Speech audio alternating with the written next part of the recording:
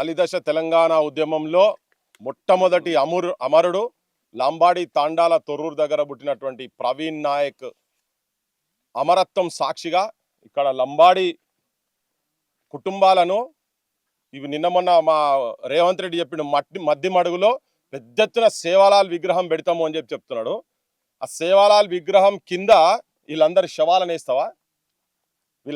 వీళ్ళకు ఉన్నటువంటి వీళ్ళ జీవితాలను వీళ్ళ బతుకులను దానికి పునాది రాళ్ళగా వేయదలుచుకున్నావా నువ్వు రేవంత్ రెడ్డి?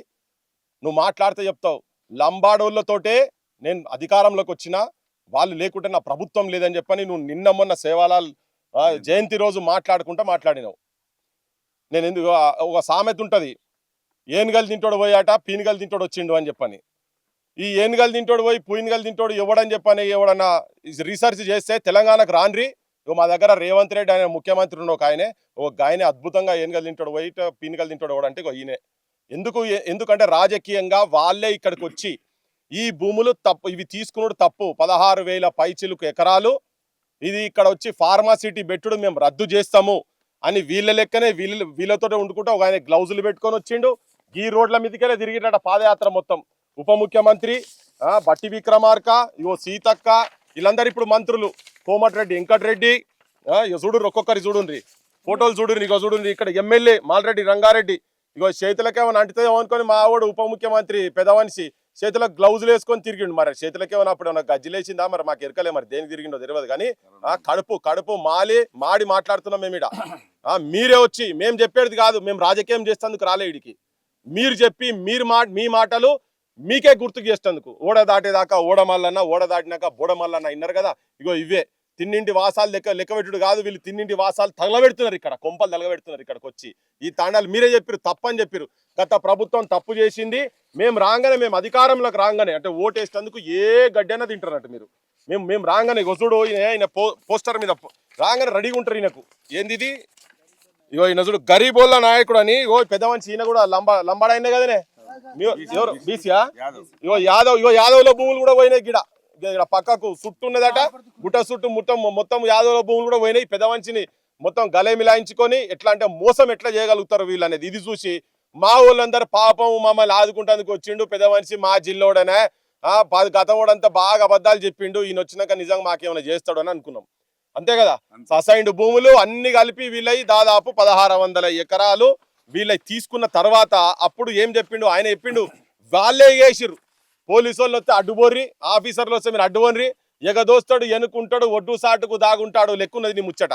ఎగదోసినావు, నువ్వు ఎన్నుకున్నావు, కేసులు పెట్టించారు, వీళ్ళ మీద కేసులు అయినాయి, జైల్లో పాలైనరు, పోలీస్ స్టేషన్ పాలైనరు, తిరుగుతూనే ఉన్నారు వీళ్ళు. ఇంకా మీరు వచ్చిన తర్వాత మీరే పెట్టించారు ఆ కేసులు. కోమటిరెడ్డి వెంకటరెడ్డి ఇంతకు చెప్పిండు, ఆ భుజాలు ఇట్టి లేపుకుంటా ఇవి పొద్దున్న లేసా మరి ఏడ మీరు అందరూ ఏదైనా డ్రగ్స్ అలవాటు అయి ఉన్నారా మీకు? మరి వీళ్ళ ఎందుకు అర్థమైతలేదు, వీళ్ళ గోసలు ఎందుకు మీకు వినబడతలేదో తెలుస్తలేదు. 300 ఎకరాలు 330 ఎకరాలు ఇప్పుడు వీళ్ళ పట్టా భూములు, అసలు తీసుకున్న అసైన్ భూములే తిరిగిప్పిస్తా అన్నోళ్ళు ఉన్న పట్టా భూములు కూడా అంటే ఉన్న గోసి కూడా ఆయన ఉన్నాయి అంగిలాగు లాల్చి పైజామాలు అన్ని దోతుల కాడికి ఆయన కూడా విక్కుంటే ఉన్న జాంగా బనీని కూడా ఈయన కూడా విక్తున్నాడు రేవంత్ రెడ్డి అంటే. అంతే కదా. ఇప్పుడు ఏం కావాలి వీళ్ళంతా? అడవి నీది కాదాయే, ఊరు నీది కాదాయే, తాతల నాటి తాండా బతుకు తలా నరికేసిందా అని చెప్పని ఉద్యమం ముంగట పాడుకుంటాము. ఇడ కృష్ణ నాగార్జున సాగర్ కట్టేటప్పుడు ఇట్లనే లంబాడి తల్లులు అక్కడికెళ్ళి వలసపోయి అక్కడికెళ్ళి భూములు వదిలేసి బయటికి పోతే వాళ్ళ జీవితాల ఆఖరికి ఏమైందంటే కడుపులో ఉన్నటువంటి బిడ్డలను కూడా అమ్ముకొని తిరిగి వచ్చే ప్రయాణం పైసల గురించి అమ్ముకునే దుస్థితికి లంబాడి తల్లులు పోయిరు కదా. ఇప్పుడు వీళ్ళు ఇక్కడ ఈ తాండాలోలు బయటికి పోయి ఇక్కడ నుంచి ఇండ్లు కూడా కట్టుకొని ఇస్తలేరట. మీరు వచ్చిన తర్వాత పర్మిషన్లు ఇస్తలేరు. మీరు పోలీసు ప్రజాపాలన కాదు పోలీసు పాలన అయింది కదా. మీరు వీళ్ళందరూ పోయి వీళ్ళు ఎక్కడ పోయి ఎట్లా బతకాలి? ఇంకా సాహిత్యాలు ఇంకా పోవాలన్నా? అట్లనే పోవాలన్నా? వీళ్ళు ఇంకా ఈ శవాల జాతర చేసుకుంటూ ఉండాలి. మీరు మాత్రం మైకులు పట్టుకొని ఊకదుంపుడు ఉపన్యాసాలు ఏంది? మీరంతా చేసేది ఏంది? ఇక్కడ చుట్టుపక్కల మొత్తం భూములు కొన్నారట, కంప్లీట్ గా భూములు వాళ్ళే కొన్నారు. కొనుక్కొని యాక్చువల్ గా ఈయన రియల్ ఎస్టేట్ బ్రోకర్, ఈయన రేవంత్ రెడ్డి.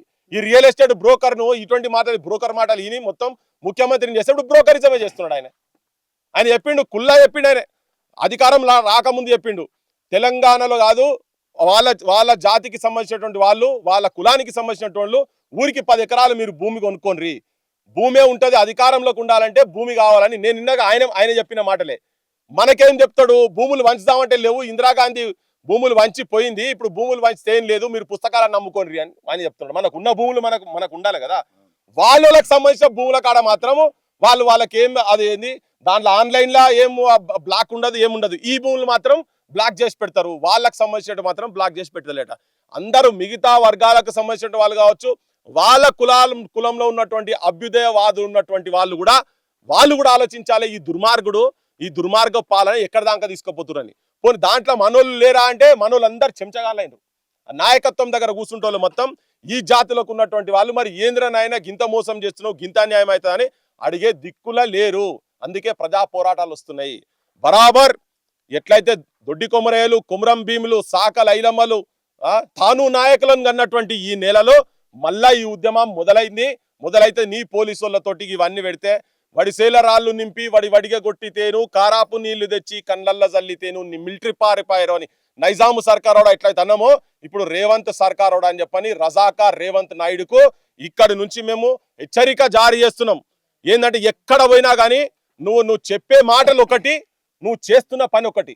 పేదోళ్ళ మీద, కటిక పేదోళ్ళ మీద కాయ కష్టం చేసుకొని నీ ఇండ్లకు కూరగాయలు ఇచ్చేటోళ్ళు వీళ్ళు, నీ ఇండ్లకు పాలు పోసేటోళ్ళు వీళ్ళు. ఇక్కడికి వెళ్ళి 1000 లీటర్లట కదా మీ ఇండ్లకు, మీ పిల్లలకు, మీ భార్య బిడ్డలకు ఇక్కడ నుంచి పండిన పంటలు మీకు ఆడదాకా తీసుకొచ్చి చేస్తే, ఇవి లేకుండా చేసి వీళ్ళను బజార్ పార్ల చేసి ఇక మీరు భవిష్యత్తులో అమెరికాకి వెళ్ళి కొనుక్కుంటారా, ఆస్ట్రేలియాకి వెళ్ళి కొనుక్కుంటారా మీరు కూరగాయలు.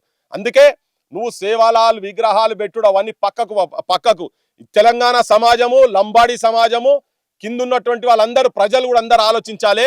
ఈ దోపిడీదారుల మాటలు దాంట్లో మళ్ళీ ఇంకోటి ఏంటంటే అన్ని రాజకీయ పార్టీలు కలిసి ఉన్నాయి. ఇలా ఒక్కడిద్దరని కాదు. ఒకవేళ వీళ్ళ మీద ప్రేమ ఉండేది ఉంటే ఇలా బీజేపీలు వీళ్ళు పోయి ఢిల్లీలో పోయి చెప్తే కూడా పట్టించుకుంటలేరట. అమ్ముడు పోయిన నాయకత్వం అని అంటున్నారు కదా.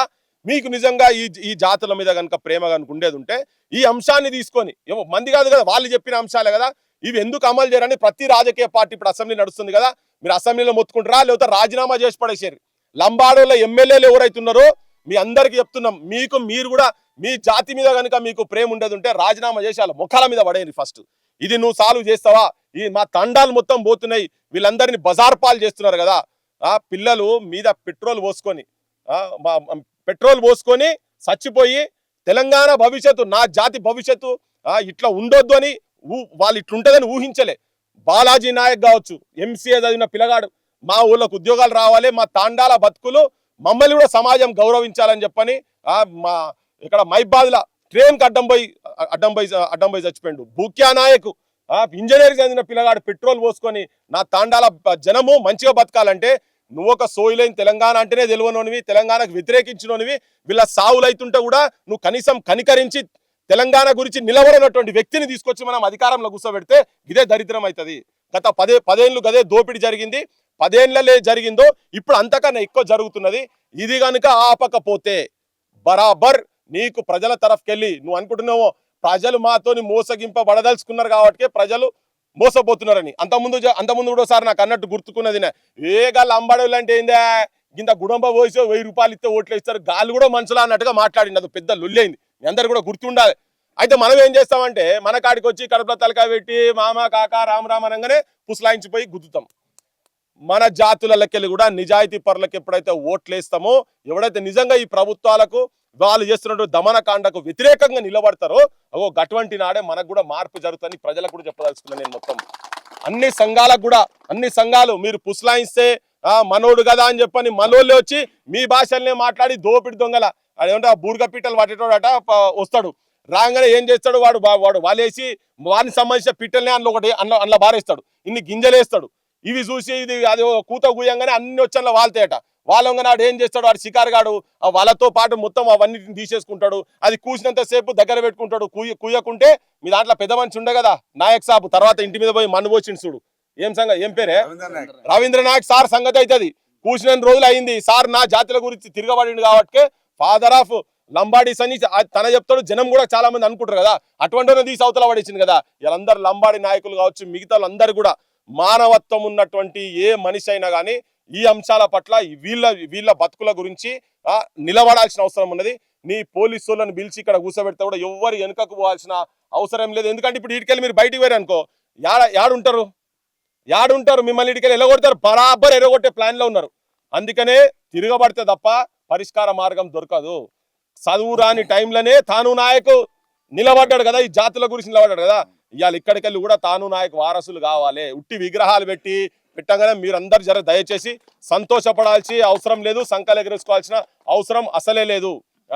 ఆడోళ్ళు సాకలైలమ్మలు కావాలి, మీరందరు తాను నాయకులు కావాలి. అయితేనే ఇది ఆగుతుంది. ఎవరైనా అధికారంలో ఉన్నటువంటి వాళ్ళు కావచ్చు, ఆపోజిషన్ ఉన్నటువంటి వాళ్ళు కావచ్చు, వాళ్ళందరూ ఒకటే తాను బట్టలని చెప్పని మీరందరూ అనుకోవాల్సిన అవసరం ఉన్నది. ఎవరైనా కానీ వీళ్ళందరినీ ఒక్క దగ్గర పెట్టి ఏకి పడేసేయాలి. ఎవరైనా కానీ మీరు గట్టిగా ఉంటేనే ఇది నిలుస్తుంది. లేకపోతే సమాజం కూడా చెప్పదలుచుకున్నాం ఏంటంటే, ఈ దుర్మార్గాన్ని ఆపేటందుకు వీళ్లకు మీరు ఉన్న దగ్గరనే సంఘీభావంగా వీళ్ళ ఆలోచన, వీళ్ళు ఏదైతే నష్టపోతున్నారో దీన్ని సమాజంలో మీరు కూడా స్ప్రెడ్ చేయాల్సిన అవసరం ఉన్నది. ఈ పాలకుల మీద ఎక్కడ అవసరం పడితే మా లంబాడోలకు అక్కడ అన్యాయం జరుగుతుందట అని చెప్పని మీరు మాట్లాడే తీరుగా మీరు చేయాలని చెప్పి మీ అందరికి విజ్ఞప్తి చేస్తున్నాం.